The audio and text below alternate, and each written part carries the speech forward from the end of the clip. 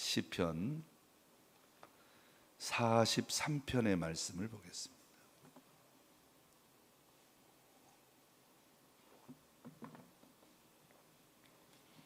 시편 43편 다 같이 큰 소리로 함께 받들어 읽습니다.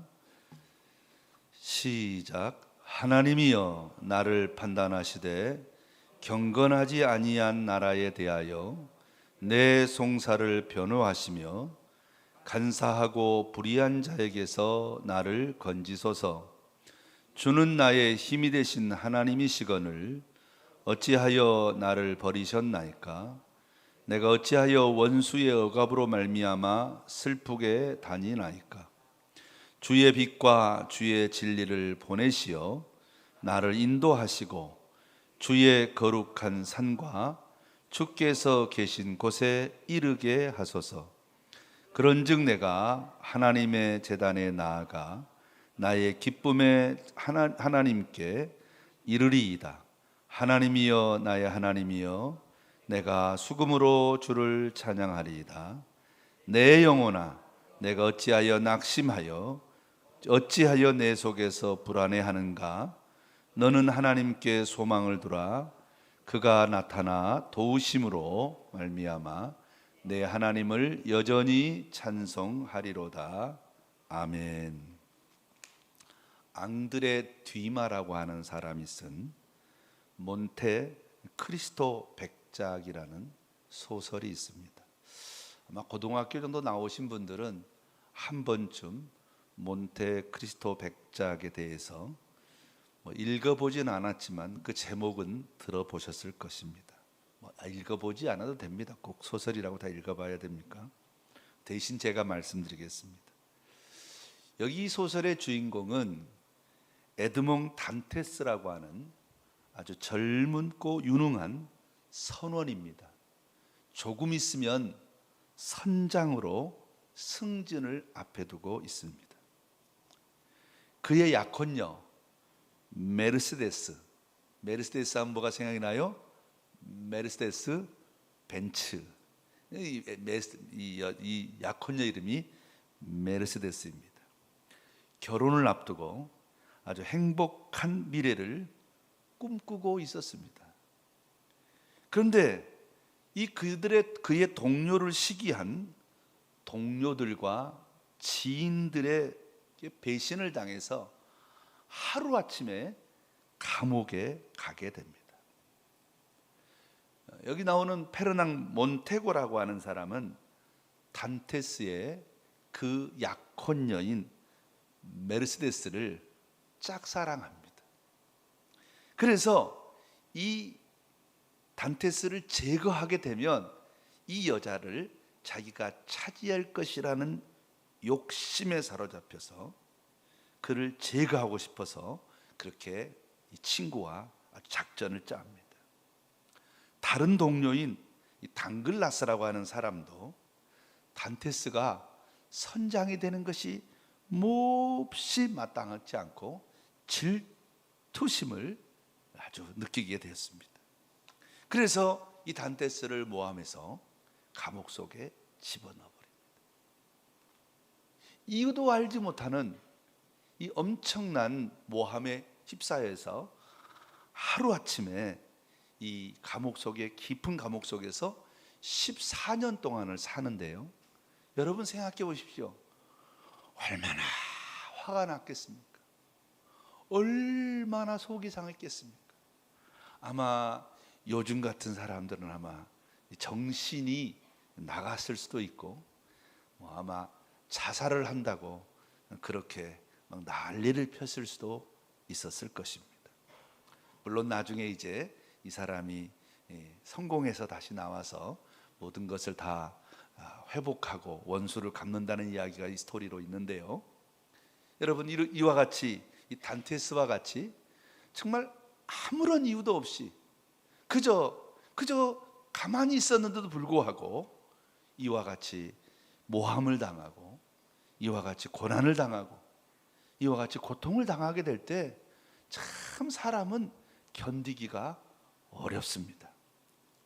오늘 시편 43편의 말씀은 예수님께서 당하실 고난과 예수님께서 이 고난을 어떻게 이기실 것을 미리 성경에 예언해 놓은 말씀입니다.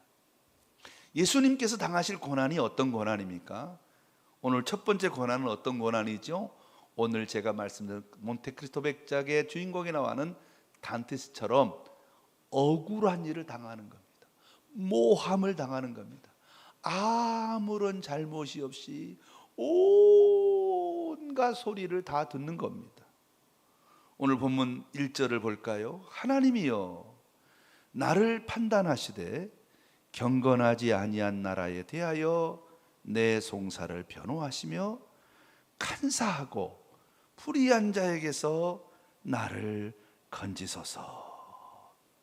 예수님이 이 땅에 오셔서 아무런 잘못이 없었음에도 불구하고 경건하지 않은 자들과 간사하고 불의한 자들에게 고소를 당하시고 미움을 당하시고 온갖 멸시와 천대를 받으시고 예수님이 말만 하면 뒤에서 시비를 걸고 소삭소삭거리고 수군수군거리고 심지어 누구까지 자기가 가장 아끼던 제자까지 예수님을 배신해서 팔고 그것을 통해서 바리새인과 제사장들이 얼마나 말로 할 수 없는 모함과 그리고 그 있는 말 없는 말 다 지어내서 예수님을 멸시해서 결국은 십자가에 못을 박았지 않습니까?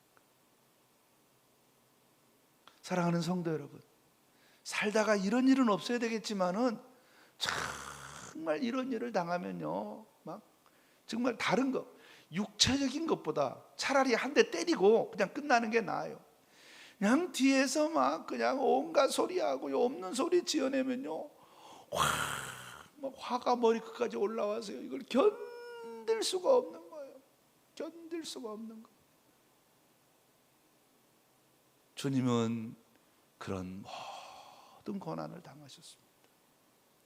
사랑하는 성도 여러분, 저와 여러분은 어떤 일이 있더라도 아무리 내가 좀 손해를 보는 일이 있더라도 다른 사람을 모함하는 일은 하면 절대로 안 됩니다. 그것은 바로 누가 하는 일입니까? 마귀들이 하는 일이기 때문입니다. 뿐만 아니라 그런 엄청난 고난과 없는 말 지어내고 뒤에서 모함을 당하고 멸시하고 천대하고 사람을 괴롭히고 막 스트레스를 받게 할 때 정말 우리 모든 성도들은 철저하게 주님께서 십자가 지심을 바라보고 오직 주님을 의지하고 굳건하게 십자가를 바라볼 수 있는 여러분과 제가 될 수 있기를 주의 이름으로 축원합니다. 주님이 당하신 두 번째 고난은 어떤 고난입니까? 하나님의 침묵입니다. 무슨 말이냐? 이와 같이 엄청나게 견디기 어려운, 정말 아무런 잘못이 없음에도 불구하고 그저 시기와 질투와 온갖 사람들이 예수님을 괴롭힐 때, 예수님이 십자가의 마지막 죽는 순간까지 주님은, 우리 아버지 하나님은 가만히 계시는 거예요. 가만히 계시는 거예요. 여러분 얼마나, 그래서 오늘 본문에 보면 2절에 어찌하여 한투 나의 힘이 되신 하나님이시고 어찌하여 나를 버리셨나이까? 어찌하여 나를 원수의 압제에서 나로 슬프게 다니게 하나이까? 이렇게 고백하고 있습니다. 사랑하는 성도 여러분, 경건한 사람들이 당하는 두 번째 괴로움은 하나님의 침묵입니다. 여러분, 우리가 하나님을 믿고 하나님을 의지하고 막 하나님을 찬양하고 믿음으로 살았는데 누가 옆에 와서 우리를 괴롭히고 말이죠, 우리를 좀 힘들게 하면 하나님이 나타나서 야, 너 임마 내 아들 건들지 마.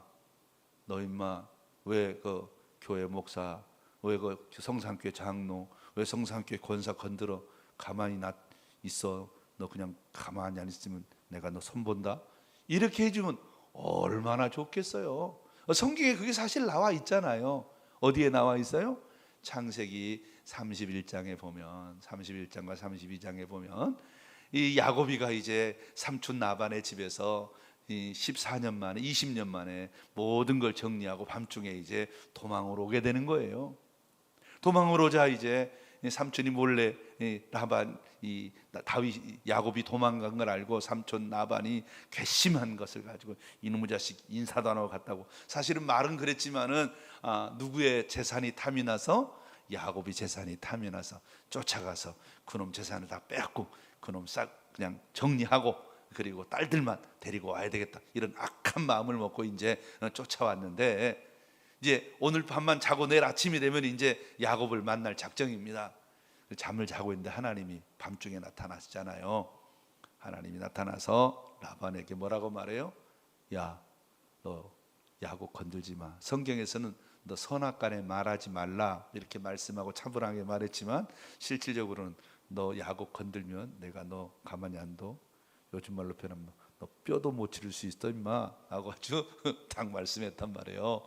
그랬더니 아주 혈기가 등등하고 야곱 그 자식 없애버리고 재산 다 빼앗아서 딸들만 데리고 돌아가겠다고 생각했던 라반이가 완전 확 쫄아가지고 쫄아서 야 어젯밤에 니네 아버지 하나님이 나타나서 나한테 너한테 선악간 말하지 말래. 그러니까 내가 그냥 살살 말하는데 네가 그러면 안 돼 임마 그러가지고 이렇게 말이지.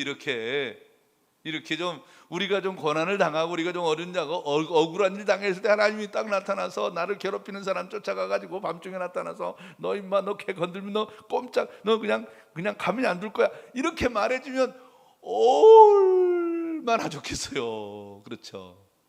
그런데 하나님은 침묵하십니다. 성경에 보면 여러 군데서 하나님이 침묵하는 장면이 나오는데요. 요셉이 형들에게 붙잡혀서 구덩이에 던져지고 요셉이가 애굽의 보디발에게 팔리고 보디발의 집에서 열심히 일했으나 보디발의 아내의 유혹 때문에 감옥에 갇히는 순간까지 하나님은 아무 소리 안 하고 그냥 참고 있는 거예요. 침묵하고 있는 거예요. 하나님 나 너무 억울해요. 나 잘못 없거든요. 아니 내가 왜 이런 고난을 당해야 돼요? 하나님 좀 어떻게 좀 살아계시면 좀 살려주세요. 근데 하나님이 아무런 대답이 없어요. 욥이라는 사람 아시죠? 욥기에도 보면 하나님께서 욥이 그 많은 재산이 다 날아가고 그 많은 아들 딸들이 다 죽고 부인은 옆에서 하나님 저주하고 죽으라 그러고 자기 몸은 머리끝부터 발까지 온갖 곳에 악창이 나서 너무너무 가려워서 기와장으로 긁고 있는 그와 같은 모습을 발견하게 됩니다. 너무너무 고통스러운데 하나님이 나타나서 야 네가 이만하고 저만해서 이런 고통을 당하는 거야 한 번도 설명해 주지 않습니다. 예수님도 마찬가지죠.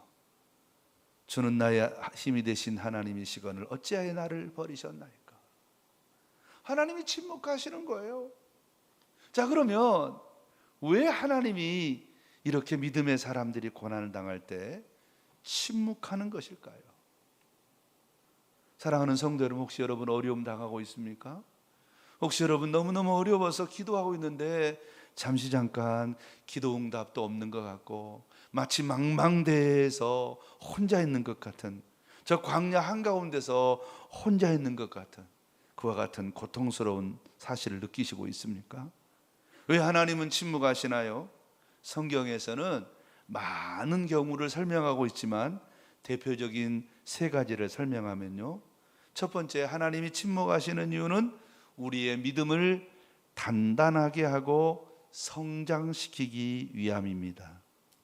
야고보서 1장 2절로 4절에 형제들아 너희가 여러 가지 시험을 당하거든 온전히 기쁘게 여기라.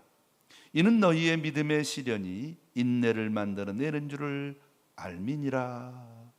인내를 온전히 이루라. 너희로 온전하고 구비하여 조금도 부족함이 없게 하려 함이라고 말씀하고 있습니다.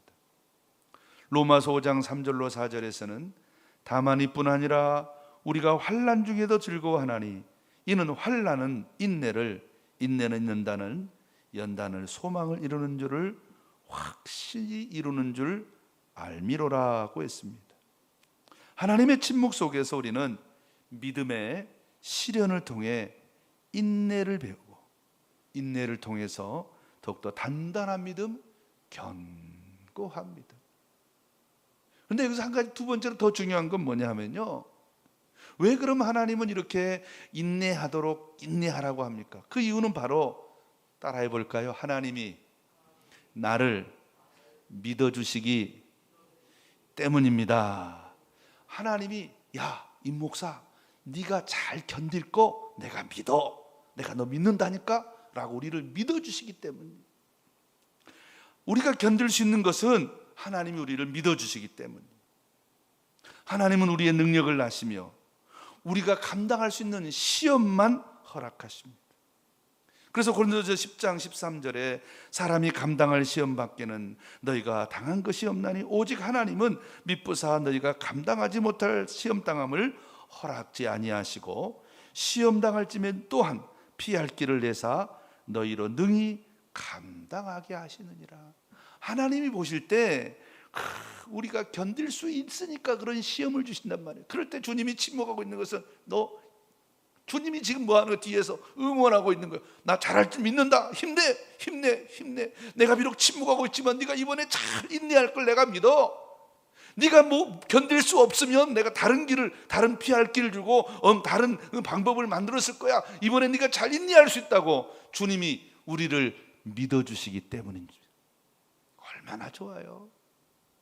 여러분, 하나님 왜 나에게 이런 고난이 왔어요? 이렇게 하지 뭐, 하나님께서 나에게 이런 고난을 주시는 것은 내가 이 시험을 이길 수 있는 믿음이 있고 믿을 것을 믿기 때문에 하나님이 믿어서 나에게 이런 시험을 주시는구나. 주님 감사합니다. 하나님이 내가 믿어주시니까 내가 넉넉하게 이 시험을 이겨내겠습니다. 할렐루야. 세 번째로는요, 이 시험을 통해서 그와 같이 잘 견디게 되면 하나님의 뜻을 발견하게 되고 더 믿음의 깊은 세계로 들어갈 수 있기 때문입니다. 사랑하는 성도 여러분, 하나님께서는 저와 여러분이 이 시련을 통해서 하나님의 뜻을 발견하기 원합니다. 그래서 시편 119편 71절에서는 고난당한 것이 내게 유익이라, 이로 말미암아 내가 주의 윤례를 배우게 되었습니다. 이렇게 말하고 있습니다. 사랑하는 성도 여러분, 고난을 통해서 하나님의 깊은 뜻을 발견할 수 있습니다. 저는 이 목회하는 동안에 참 처음에는 이해할 수 없는 그와 같은 어떤 어려운 일을 당한 경험이 있습니다.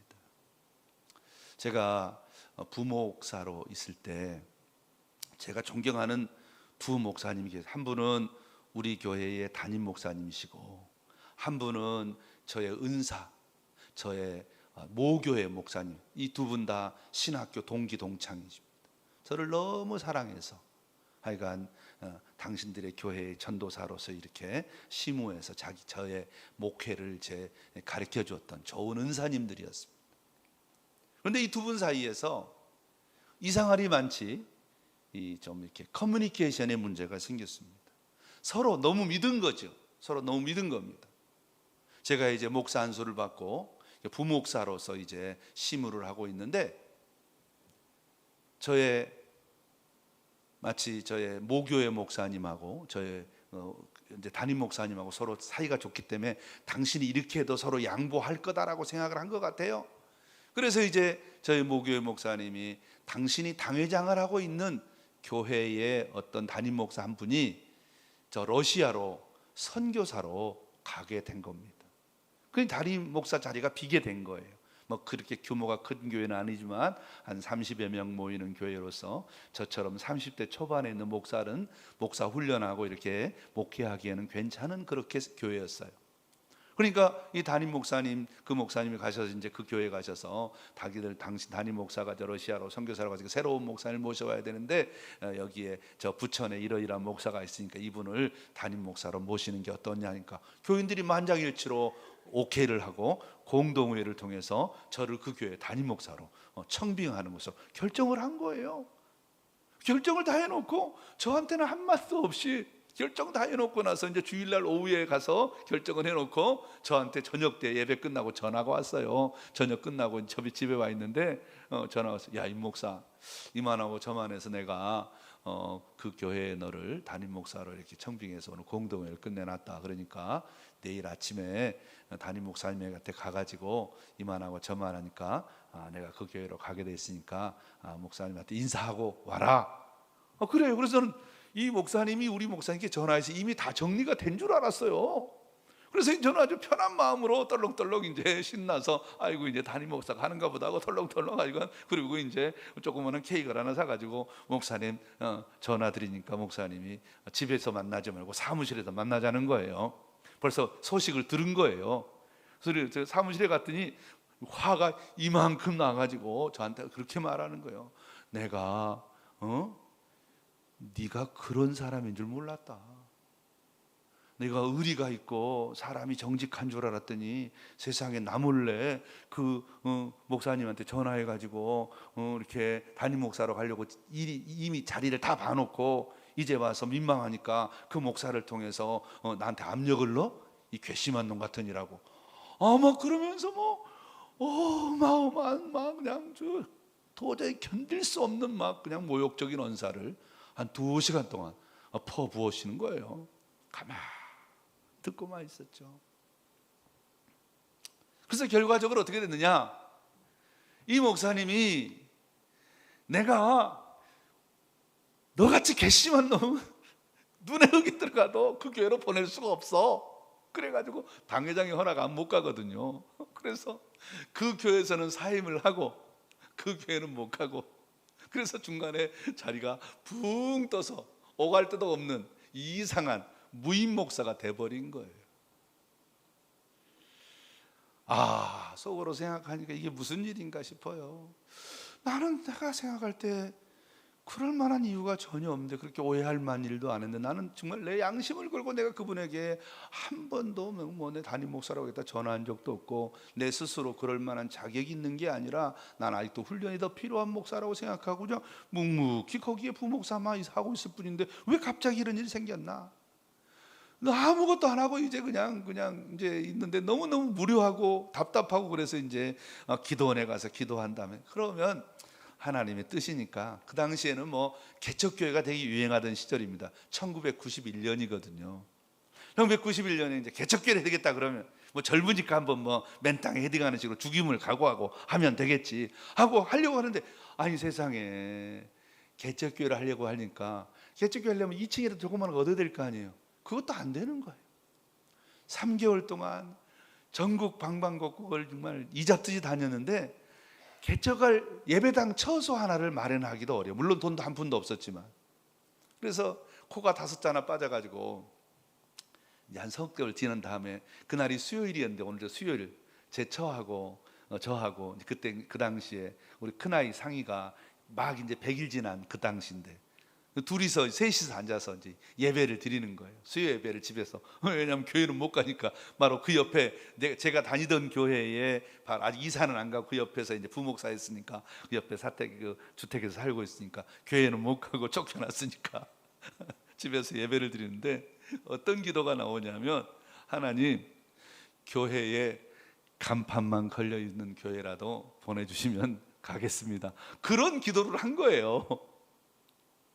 그리고 나서 기도가 끝나고 30분도 안 됐는데 전화가 온 거예요. 신학교 교수님한테, 김 교수님인데 저도 좋아하고 제 차도 좋아하는 목사님. 임 목사님, 자기 요즘에 교회 그만두고 개척 자리 알아본다며? 예, 그러고 있습니다. 어떻게 하셨어요? 다 소식 들었다고. 혹시 교회 간판만 있는데 그 교회라도 갈 거야? 어쩌면 마치 내 이야기를 들은 것처럼. 그래서 제가 그렇게 하죠. 그러고 가서 보니까 진짜 교회 간판만 있고 교회 아무것도 없는 그런 곳이었습니다. 지하야. 정말 고생했습니다. 그런데 그게 저에게는 은혜였습니다. 제가 그곳에서 약 10년 동안 개척교회를 했는데요. 개척교회를 이제 다 마치고 자그마치 예배당도 짓고 그다음에 교인도 한 150명 정도 하나님 모이게 해주셔서 이렇게 목회를 잘하고 있는데 하나님께서 해외 선교사로 가라는 거예요. 갈등이 됐지만 제가 신학교 다닐 때 하나님과 약속한 게 있었기 때문에 이제 그것을 다른 동료 목사님께 인수인계하고 저는 이제 선교사로 나갔어요. 그리고 저 영국이라는 곳에 가서 1년 동안 선교 훈련을 받는데 이 9년의 세월이 마치 필름처럼 돌아가는 거예요. 제가 그때 내린 결론이 뭐였냐? 내린 결론 한 가지. 나는 망가뜨리고 주님은 고치시고, 나는 사고치고 주님은 해결하시고. 완전 좌충우돌했더란 말이죠. 그러니까 그 상태로 두면 도저히 이 임두식이라는 사람이 목사다운 목사가 될 수 없다는 사실을 하나님이 판단하시고 갑자기 누구를 목사님을 동원시켜서 저를 개척교회라는 그 용광로 속에다가 집어넣어 보신 거예요. 하나님은 제 아주 그 스타일을 알잖아요. 저는 어디에 들어가든지 최선을 다하는 게 제 스타일이거든요. 그러니까 그 개척교회가 아무것도 없는 지하실에서 그냥 최선을 다하면서 엎어지고 깨지고 부서지고 뭐 자로는 우러나 치우치면서 막 그냥 디굴디굴 구른 거예요. 그러니까 교회는 되고 뭔가 이루어졌는데 그 모든 것이 하나님의 은혜였고, 그런 과정 속에서 저의 못된 생각, 저의 급한 말, 못된 성격들, 모든 것들이 조금씩 사라지게 되고, 비로소 참으로 목사가 어떤 것인지 기초를 닦게 되는 그런 경험을 했었습니다. 당시의 고난은, 당시의 그 애매한 고난은, 이유도 알지 못하는, 내가 뭐 잘못인데 왜 나를 이렇게 두 사람이 둘이 싸워서 나를 중간에 팽시키고 나를 하여금 이렇게 고생시키나 하고, 나중에는 처음에는 두 목사님이 처음에는 원망스럽고, 그런데 자기들이 한 번도 찾아오지도 않고 나에게 미안하다 소리도 안 하는 거예요. 나를 어디서 봐도 내가 인사해도 그냥 응? 하고 말지 뭐 고생한다 말도 안 하고 그래요. 너무너무 속이 상했는데 나중에 알고 봤더니, 제가 깨닫고 보니까 다 저를 위한 것이었더란 말이죠. 사랑하는 성도 여러분, 그렇습니다. 하나님은 우리를 고난 중에 집어넣으셔서 우리로 하여금 하나님의 거룩한 뜻을 깨닫고 하나님의 그 놀라운 사실을 발견하게 하기 위함이라는 사실을 기억하고, 여러분 혹시라도 이해 안 되는 고난이 있습니까? 하나님이 내게 이 고난을 통해서 뭔가 말씀하시고 깨닫게 하시려는가 보다라고 인정하시고 기다리시고 참고, 그러면 마지막 세 번째로, 주님은 이 고난을 어떻게 이겼습니까? 예수님이 고난을 이기신다는 것을 성경이 예언하고 있는데요, 첫째로 세 가지로 나와 있는데요, 첫 번째는 어떻게 하셨습니까? 하나님께 소망을 두고 하나님의 도우심을 의심하지 않았습니다. 오늘 본문 5절에 내 영혼아 어찌하여 낭망하며 어찌하여 내 속에서 불안해하는가? 너는 하나님께 소망을 두라고 했습니다. 사랑하는 성도 여러분, 오히려 그럴수록 더욱더 하나님께 파고들고 더 파고들고, 어려울수록 더욱더 하나님을 가까이 했다 이 말입니다. 여러분, 어려울수록 하나님을 가까이 하는 여러분 되기를 주의 이름으로 축원합니다. 두 번째로 그 하나님께 파고들면서 어떻게 했느냐? 두 번째로는 오늘 본문에 찬양했다 했습니다. 4절에 그런즉 내 하나님의 제단에 나아가 큰 기쁨이 하나님께 이르리니 내가 수금으로 주를 찬송하겠습니다. 찬양하겠습니다 라고 했습니다. 하나님을 찬양했습니다. 왜 그랬을까요? 너무 힘이 들면요 기도가 잘 안 나와요. 그러니까 그냥 찬송하는 거예요. 저도 그 개척교회 시절에 너무 힘이 들어서 그냥 찬송가 1장에서부터 끝장까지 계속해서, 기도가 안 나오니까 계속해서 부르는 거예요. 밤마다 부르는 거예요. 밤마다 부르다 보니까 나중에는 하나님이 얼마나 은혜를 주시는지 말도 못해. 마지막 세 번째로 오늘 본문에 보니까 주님의 구원을 바라보고 간절히 기도했습니다. 오늘 보면 3절에 이렇게 기록하고 있습니다. 주의 빛과 주의 진리를 보내시어 나를 인도하시고 주의 거룩한 산과 주께서 계시는 곳에 이르게 하소서라고 했습니다. 무슨 말이냐?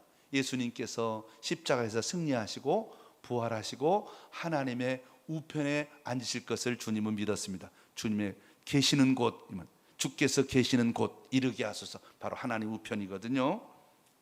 그래서 하나님 그렇게 할 줄 믿습니다라고 간절하게 기도했습니다. 우리가 잘 알고 있는 대로 믿음의 사람은 어려운 일, 이해되지 않는 일을 당할 때 기도하죠. 한나가 그러했고요, 에스더가 그러했고, 다윗이 그러했고, 예수님은 항상 밤과 낮으로 시간만 있으면 계속해서 기도하시던 분이었던 사실을 우리는 잘 알고 있습니다. 사랑하는 성산의 성도 여러분,